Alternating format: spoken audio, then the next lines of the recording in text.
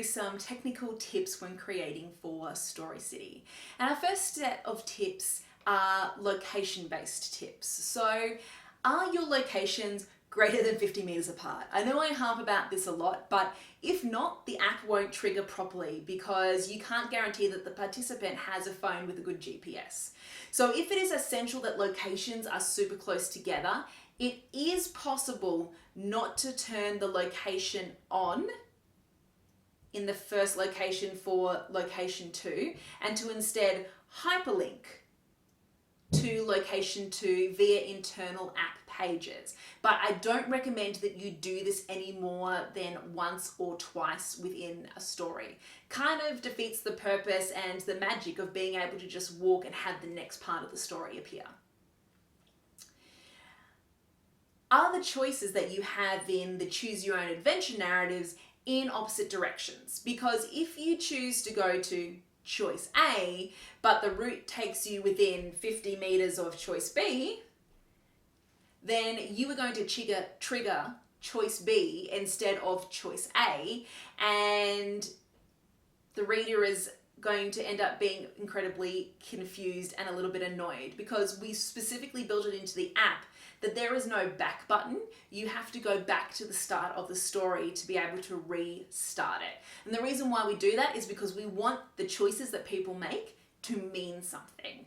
And so as a result, you want to make sure that all of your locations are well spaced so that you don't accidentally trigger them down a path that they didn't choose.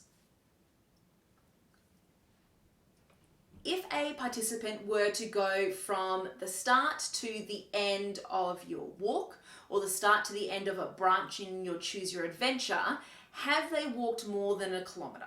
So we found that in Choose Your Adventures, 1 kilometer is the prime spot. And if you go to about 1.5 kilometers, you'll lose about 25% of the people doing the Choose Your Adventure. Now, it's a little bit different for walking tours because people expect to walk quite far and for a walking tour to take around about 2 hours.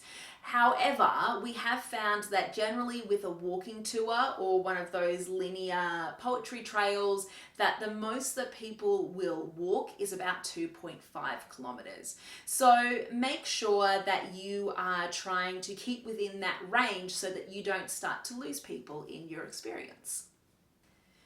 Please note that at this point in time, you cannot set locations inside. So firstly, GPS does not work well inside buildings, if at all. And while we are working to bring iBeacons into the Story City family so that people can do internal building adventures, that is not something that we are able to do quite yet.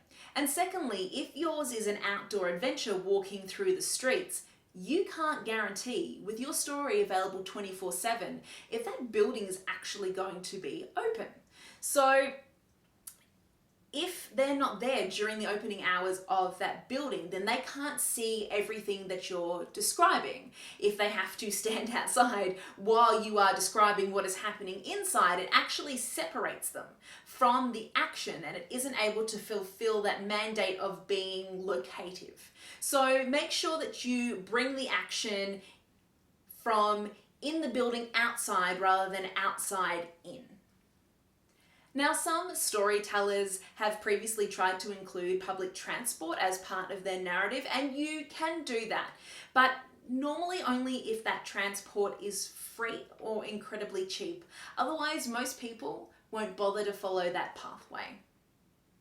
Finally, a note on believability tips. So every time you start a new scene, it must start in the location where the participant is standing. You can't have a paragraph of them running from the previous location to this location because they've already done it. And if you describe the things that they're seeing as they ran from previous location to this location and they didn't see it, again, that's going to break that believability. And not only that, if you then, during the middle of a scene, have a participant, say, walk down the middle of the street, this doesn't particularly work well in audio or video because you cannot guarantee how fast someone is able to walk. And so while in Storyland that transition might only happen in a couple of seconds, it might take some people several minutes to walk from one place to the other. So we recommend that you always start the scene in the location where they are standing, and make sure that you are specific about exactly where the reader is standing. And if you want to move them 5 or 10 meters, that's probably okay.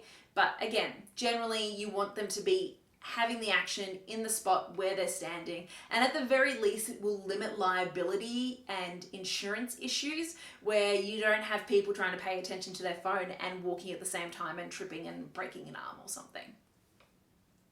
Another believability tip that's really important is to try to avoid describing the weather or the time of day in the narrative, unless you are referring to what something looked like in past tense, or potentially it matters to the story plot line that like something supernatural is coming in, so there are like clouds coming in that are all foreboding or something like that. And the reason why we do that is because we don't know what the weather is going to be like when people do their adventure. If it's rainy, if it's sunny at that time, what time of the day that they're doing it at. So you want to try and keep these references to a minimum unless, again, as I said, they really matter to the plot, like a supernatural plot line, for example.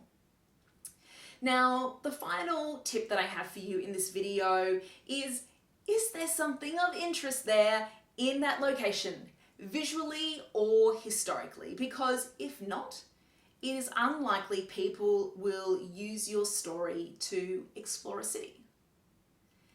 In the next video, we are going to go through tips for the adventurous editor or feedback provider.